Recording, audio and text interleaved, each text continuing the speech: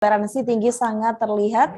Mungkin jika Tribuners berkunjung ke sebuah desa wisata yang ada di Kabupaten Lamongan, Jawa Timur, yakni wisata Desa Pancasila Lamongan, Tribuners.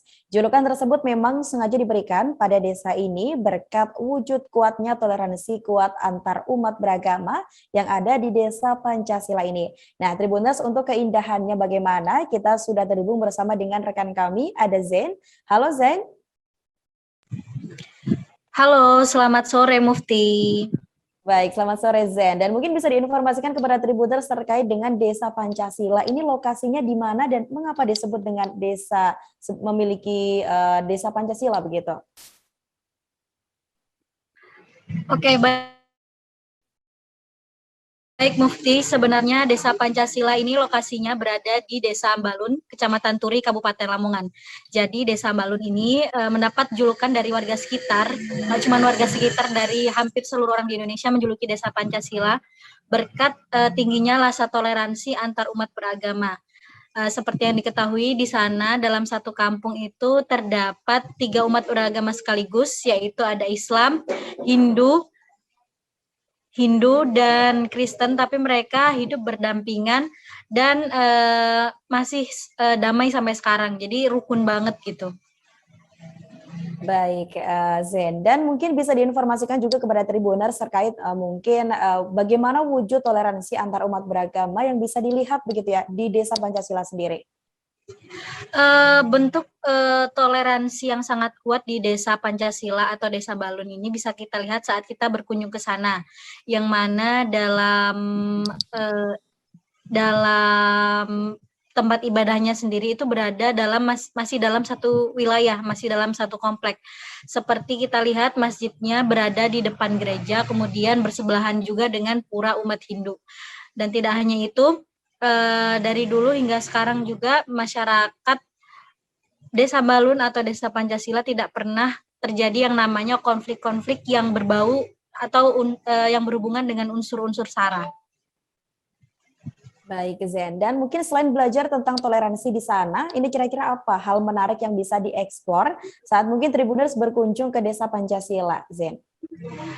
Jadi selain kita bisa melihat potret toleransi dari komplek tempat ibadah yang saling berdekatan, di sana juga bangunan masjid dari Desa Balun tuh memiliki arsitektur yang unik ya.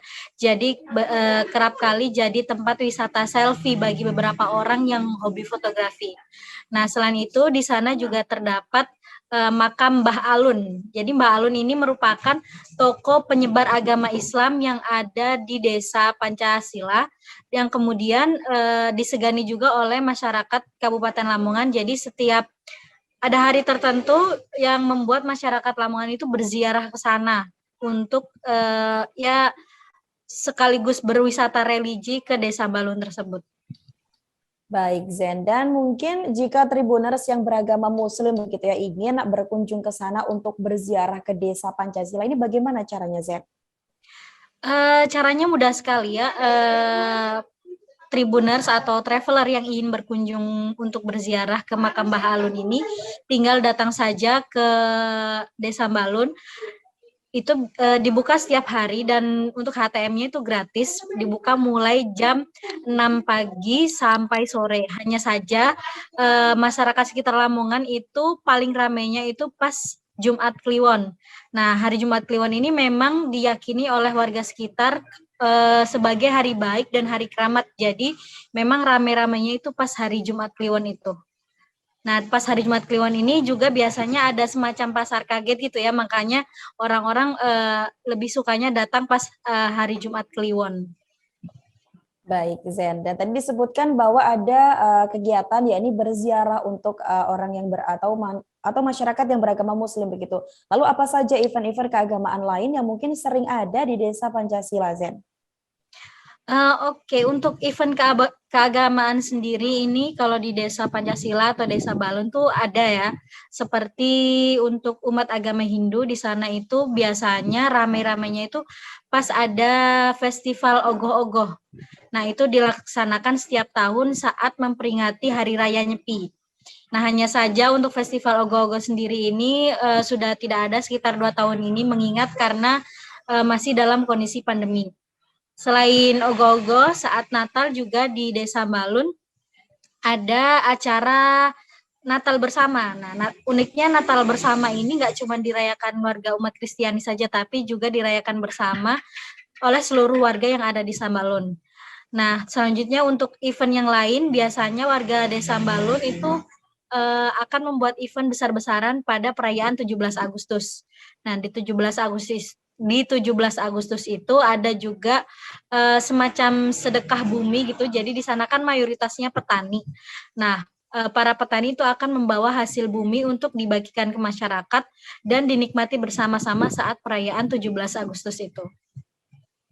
Baik, Zen. Terima kasih Zen atas laporan Anda, dan Tribuners terkait dengan informasi tersebut kami juga sempat melakukan wawancara dan berikut informasinya untuk Anda. Jadi selama ini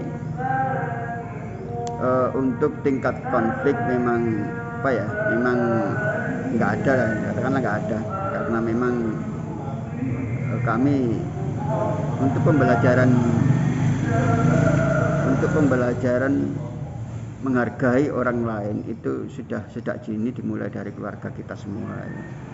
Kami sudah biasa menghadapi perbedaan keyakinan di lingkungan kami. Rata-rata di setiap RT itu ada tiga agama. Rata-rata di setiap RT itu ada 3 agama. Jadi di lingkungan kami sudah terbiasa dengan itu. Makanya kami tidak asing dengan hal-hal yang bersifat toleransi. Dan bentuk toleransi yang lain ketika kita mengadakan perayaan umat beragama masing-masing gitu. Kita saling support. Support dalam hal ini bisa berbentuk pemikiran, bisa berbentuk sumbangan atau finansial, dan bisa berbentuk tenaga gitu. Jadi ketika teman kita Hindu itu mengadakan perayaan pawai ogoh-ogoh gitu ya, yang Islam juga membuat replika ogoh-ogoh, yang Kristiani juga membuat replika ogoh-ogoh. Nah, nanti ketika sudah jadi disumbangkan kepada teman-teman Hindu yang mengadakan perayaan itu untuk dijadikan kelengkapan sebagai upacara perayaan ogoh-ogoh itu. Jadi hal semacam itu menjadi biasa di kami, dan itu kami tularkan kepada generasi berikutnya itu.